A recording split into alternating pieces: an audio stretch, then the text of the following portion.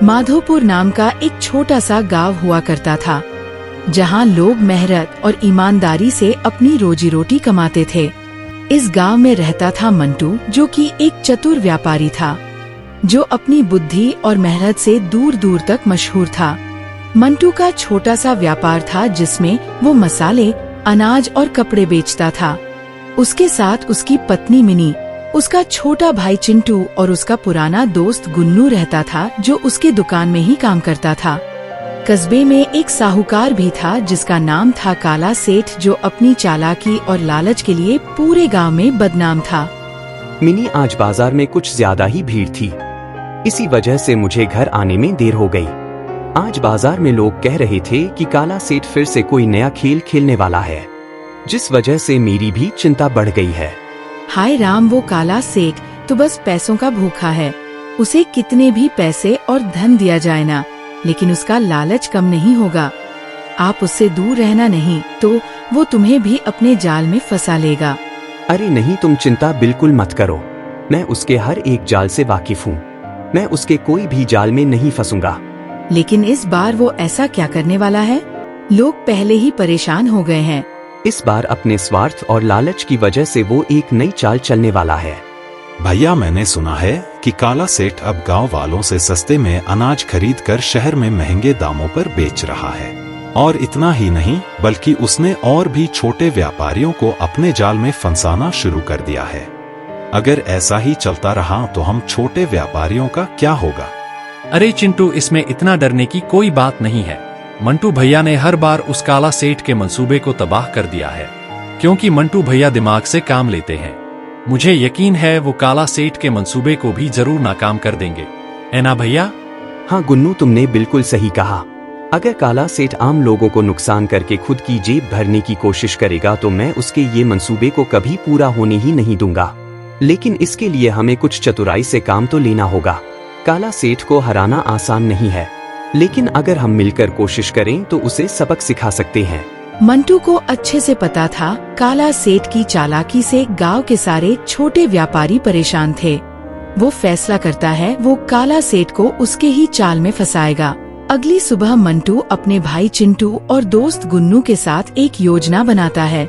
हमें काला सेठ के खिलाफ कोई ऐसी योजना बनानी होगी जिससे उसे पता भी ना चले और उसका यह सच सबके सामने भी आ जाए। हमें काला सेठ के खिलाफ कोई ठोस सबूत ढूंढने होंगे, क्योंकि बिना सबूत के ऐसे किसी पर भी आरोप लगाना सही बात नहीं होगी। अगर हम इसके खिलाफ कोई ठोस सबूत मिलते हैं तो हम उसका यह गैरकानूनी व्यापार बंद कर पाएंगे। लेकिन उसके खिलाफ हमें सबूत मिलेंगे कैसे? वो काला सेठ भी क्या कम चालाक है क्या? वह अपने कोई सबूत छोड़ता ही नहीं है। ऊपर उसका कालू जासूस हर किसी पर शैतान की तरह नजर रखता है। हमें काला सेठ के उन सारे ठिकानों को ढूंढना होगा जहां उसने अनाज को छुपाया है। अगर वो अनाज हमें मिल गया तो हमारे पास काला सेठ के खिलाफ ठोस सबूत होंगे। काला सेठ का एक गोदाम है जहां वो अपना सारा अनाज रखता है। हो सकता है कि उसने उसी गोदाम में सारा अनाज रखा हो और हमें उसके सौदे का कोई सबूत मिल जाए। मंटू, चिंटू और गुन्नू की योजना थी कि वो काला सेठ के अनाज के सौदे को उसी के खिलाफ इस्तेमाल करेंगे। लेकिन इस योजना में कई खतरे थे, क्योंकि काला सेठ का जासूस हर जगह घूमता रहता था। मंटू, चिंटू और गुन्नू चुपके से काला सेठ के गोदाम के पास जाते हैं। वो देखते हैं काला सेठ का जासूस, जिसका नाम था कालू, गोदाम के बाहर पहरा दे रहा होता है। एक बात याद रखना, अगर इस कालू ने हमें यहाँ पर देख लिया तो हमारी योजना शुरू होने से पहले ही खत्म हो जाएगी। भैया, वो कालू तो शैतान की तरह हर वक्त नजर रखता है, तो हम इस गोदाम के अंदर जाएंगे कैसे? भैया, क्या हम रात में यहाँ आए? तब शायद कालू सो रहा होगा, फिर इसका फायदा उठाकर हम इस गोदाम में घुस जाएंगे। क्या बोलते हो भैया? नहीं चिंटू, रात में काला सेठ के कुत्ते गोदाम के रखवाली करते हैं, जो कि इस कालू से भी ज्यादा खतरनाक है। हमें दिन में ही कुछ करना होगा। गुन्नू, क्या तुम किसी भी तरह से कालू का ध्यान भटका सकते हो? भैया, मेरी बातों का जादू तो तुम जानते ही हो, जिससे मैं किसी को भी अपने जाल में फंसा सकता हूँ। मैं कालू को ऐसी कहानी सुनाऊंगा कि वह गोदाम को भूल ही जाएगा। गुन्नू कालू के पास जाता है और उससे बातें शुरू करता है। अरे कालू, कैसे हो तुम? तुमको ही ढूंढ रहा था। क्या तुम्हें पता नहीं है कि मैं यहीं पर ही रहता हूँ? वैसे तुम हो कौन? तुम्हें मुझसे क्या काम है? मेरा नाम गुन्नू है। मैं एक दुकान में काम करता हूँ।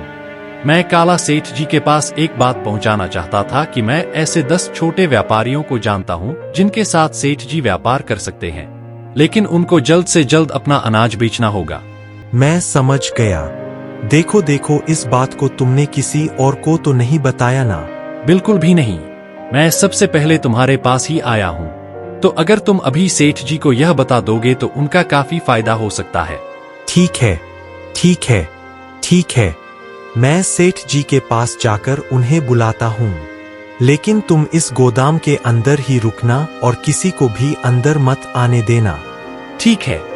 अरे टेंशन ना लो, तुम जल्दी से सेठ जी को बुला के लाओ और यहाँ की चिंता मत करो। मैं यहाँ किसी को नहीं आने दूंगा। गुन्नू कालू को एक झूठी कहानी सुनाता है और कालू गुन्नू की बातों में फंस जाता है। कालू गोदाम छोड़कर काला सेठ के पास खबर देने चला जाता है। इसी मौके का फायदा उठाकर मंटू और चिंटू गोदाम में दाखिल हो जाते हैं और वो तीनों मिलकर गोदाम की तलाशी लेने लगते हैं। तब वो उस गोदाम में रखे बहुत सारे अनाज को देखते हैं, जिससे वो लोग हैरान हो जाते हैं। भैया, यह गोदाम तो अनाज से भरा पड़ा है। इतना सारा अनाज काला सेठ इतना सारा अनाज कहाँ से लाया होगा? चिंटू, यह वही अनाज है जो काला सेठ ने गांव वालों और छोटे व्यापारियों से सस्ते में खरीदा है, ताकि वह इस अनाज को ज्यादा भाव में शहर में बेच सके और ज्यादा मुनाफा कमा सके। लेकिन मुझे कुछ और चाहिए, वो कागज जिसमें काला सेठ के सौदों की जानकारी लिखी है। भैया, अगर हम पकड़े गए तो क्या काला सेठ हमें जेल भिजवा देगा? वो क्या हमें जेल भगाएगा? जेल तो उसे जाना चाहिए, इस गैरकानूनी काम के लिए। चिंटू, तुम्हें डरने की जरूरत नहीं है, हमें बस जल्दी करनी है। तू वो लकड़ी का बक्सा देख, शायद उसमें कागज हो।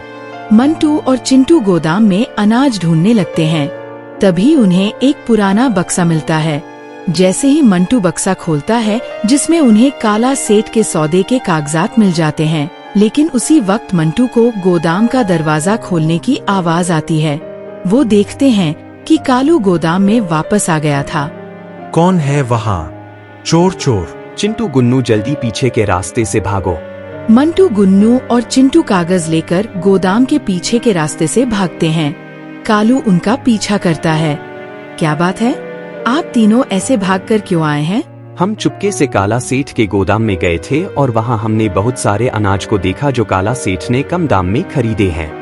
उसके जासूस ने हमें देख लिया था, इसलिए हम भाग कर आ गए। तो आपको इस तरह भागने की क्या जरूरत थी? इससे उस जासूस को तो आप पर और भी ज्यादा शक हो जाएगा। शक नहीं, उसको अब यकीन हो गया होगा, क्योंकि हमने काला सेठ जी के सौदे का कागज ही चुराया है, जिस वजह से हमारे पास काला सेठ के खिलाफ एक ठोस सबूत है। ये सब सुनकर मिनी तो डर जाती है। मंटू कागजों को पढ़ता है और पता लगाता है कि काला सेठ शहर के एक बड़े व्यापारी सेठ बास के साथ मिलकर अनाज का गैरकानूनी सौदा करने वाला है। वो सस्ते अनाज को महंगे दामों में बेचकर मुनाफा कमाना चाहता था। मंटू, ये तो बहुत खतरनाक बात है। अगर काला सेठ को पता चल गया कि आपने उसके कागज चुराए हैं, तो वो आपको नहीं छोड़ेगा। वो जरूर आपको सबक सिखाने की कोशिश करेगा। मिनी, डरने से काम नहीं चलेगा। मैं जानता हूँ कि काला सेठ बहुत अमीर और ताकतवर आदमी है, इसीलिए हमें इन कागजों को सही हाथों में देना होगा। और फिलहाल मेरी नजर में गांव के सरपंच ही हैं जिनको हम यह कागज दे सकते हैं, क्योंकि वो ईमानदार आदमी है।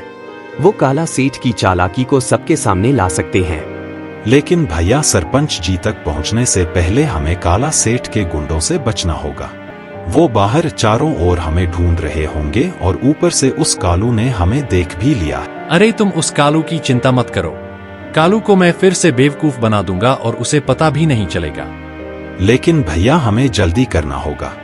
काला सेठ का सौदा कल रात को होने वाला है। हमें उससे पहले ही यह बात सरपंच तक पहुंचानी होगी। तुमने बिल्कुल सही कहा, हमारे पास बस यही एक मौका है। अगर हमने वक्त से पहले यह सबूत सरपंच तक नहीं पहुंचाए तो हमारे हाथ से एक अच्छा मौका निकल जाएगा और फिर हम उस काला सेठ को सजा नहीं दिलवा पाएंगे। उसके बाद मंटू, चिंटू और गुन्नू सरपंच के पास जाने की योजना बनाते हैं, लेकिन रास्ते में एक बड़ी बाधा थी। काला सेठ ने अपने गुंडों को कस्बे के हर रास्ते पर तैनात कर दिया था, ताकि कोई उसके खिलाफ सबूत ना ले जा सके। मंटू को पता था अगर वह सीधे सरपंच के पास गया तो काला सेठ के गुंडे उसे पकड़ लेंगे। हमें चतुराई से काम लेना होगा। इस बार हमें अपने दिमाग का इस्तेमाल करना होगा कि हम आखिर उस सरपंच तक कैसे पहुंच पाएं। तुमने बिल्कुल सही कहा। मेरे पास एक योजना है, लेकिन हमें जल्द से जल्द इस पर काम करना ही होगा। क्या योजना है भैया? चिंटू, तुम और गुन्नू बाजार में यह अफवाह फैलाओ कि काला सेठ का गोदाम खाली हो गया है, जिससे काला सेठ को एक बहुत ही बड़ा झटका लगेगा। इससे वो और उसके गुंडे गोदाम की तरफ तो भागेंगे, जिससे मुझे सरपंच तक पहुंचने के लिए समय मिल जाएगा। यह तो कमाल की तरकीब है भैया। हम काला सेठ को उसी के जाल में फंसा देंगे और उसे पता भी नहीं चलेगा। लेकिन भैया, तुम अकेले सरपंच के पास जाओगे। अगर भगवान ना करे किसी ने आपको पकड़ लिया तो यह खतरनाक है भैया। मैं भी आपके साथ चलूंगा। चिंटू, मुझे कुछ नहीं होगा। तुम लोग जल्द से जल्द अफवाह फैलाओ, क्योंकि अफवाह फैलने में थोड़ा समय लगेगा और हमारे पास ज्यादा समय है भी नहीं। उसके बाद तुम लोग मेरी चिंता मत करो, मुझे कुछ नहीं होगा। चिंटू और गुन्नू बाजार में अफवाह फैलाने निकल पड़ते हैं। वो बाजार के लोगों से कहते हैं काला सेठ का गोदाम रात में लूट गया और सारा अनाज गायब हो गया। ये खबर आग की तरह फैलती है और काला सेठ अपने गुंडों के साथ गोदाम की तरफ दौड़ता है। इस मौके का फायदा उठाकर मंटू कागज लेकर सरपंच के घर की ओर चल पड़ता है। मंटू सरपंच के घर की ओर जा रहा था, लेकिन रास्ते में उसे एक और मुसीबत का सामना करना पड़ता है। काला सेठ का सबसे खतरनाक गुंडा छगन उसे रोक लेता है, क्योंकि छगन को कालू ने बता दिया था कि मंटू गोदाम में घुसा था। तो तू ही है मंटू।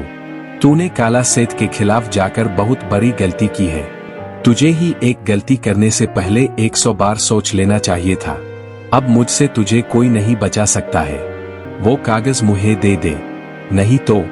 छगन, तू काला सेठ का गुलाम बनकर खुश है, लेकिन मैं नहीं। आखिर कब तक तू काला सेठ की गुलामी करेगा? जब काला सेठ का सच बाहर आएगा तो तू भी उसके साथ जेल चला जाएगा। अपने परिवार के बारे में तो सोच। यह कागज काला सेठ की चालाकी का सबूत है। मैं इसे हर हाल में सरपंच तक पहुंचाऊंगा। तो तेरी भलाई इसी में ही है कि तू मेरे रास्ते से हट जा। तू बोलता बहुत है। तुझे क्या लगा कि तेरे इस ज्ञान से मेरा मन बदल जाएगा? मैं किसी से भी नहीं डरता हूँ। अब देख मैं तुझे कैसे सबक सिखाता हूँ। छगन मंटू पर हमला करने की कोशिश करता है, लेकिन मंटू चतुर था। वो छगन को बातों में उलझाता है और कहता है कागज उसके पास नहीं है। छगन जब मंटू की तलाशी लेने लगता है, तभी मंटू अपनी जेब से मिर्च का पाउडर निकालकर छगन की आंखों में फेंक देता है। छगन दर्द से चिल्लाने लगता है और मंटू वहाँ से भाग निकलता है। काला सेठ, तू कितनी भी कोशिश कर ले, मैं तेरी चालाकी को सबके सामने लेकर ही आऊंगा कि किस तरह तू गरीब किसानों को बेवकूफ बना रहा है। उसके बाद मंटू किसी तरह से सरपंच के घर पहुंच जाता है। सरपंच, जो एक ईमानदार और समझदार पक्षी था, मंटू की बात सुनता है और कागज देखता है। उसे काला सेठ की चालाकी का पता चलता है। वो तुरंत अपने सेवकों को बुलाता है और काला सेठ को पकड़ने का आदेश देता है। हम मंटू, तुमने बहुत ही बड़ा काम किया है। तुमने न सिर्फ छोटे व्यापारियों की बल्कि सारे गरीब किसानों की मदद भी की है। तुम्हारा कितना भी धन्यवाद किया जाए उतना कम है। वैसे भी मुझे काला सेठ पे शक तो था ही, लेकिन मेरे पास उसके खिलाफ कोई ठोस सबूत नहीं था। लेकिन ये कागज काला सेठ की सारी करतूतें उजागर कर देगा। मैं अभी काला सेठ को पकड़वाता हूँ। सरपंच जी, यह सिर्फ मेरी जीत नहीं बल्कि पूरे गांव की जीत होगी। काला सेठ ने हम सबको लूटा है। वो हर बार इस गांव की आंखों में धूल झोंकता रहा है। अब उसे कड़ी से कड़ी सजा मिलनी चाहिए। तुमने बिल्कुल सही कहा है मंटू। मैं तुमसे वादा करता हूँ कि काला सेठ को कड़ी से कड़ी सजा मिलेगी। उसके बाद सरपंच के सेवक काला सेठ को उसके गोदाम से पकड़ लेते हैं। काला सेठ को ये बात पता चल जाती है कि मंटू ने उसके कागज सरपंच तक पहुंचा दिए हैं और वह गुस्से से आग बबूला हो जाता है। लेकिन अब उसके पास कोई रास्ता नहीं होता है। अगले दिन काला सेठ को गांव की पंचायत के सामने लाया जाता है, जहां पर मंटू, चिंटू, गुन्नू और मिनी भी वहां मौजूद होते हैं। सरपंच कागजों को सबके सामने पढ़ता है, जिसमें काला सेठ के गैर कानूनी सौदों की सारी जानकारी थी। सारे गांव वाले काला सेठ की चालाकी सुनकर बड़े ही हैरान हो जाते हैं।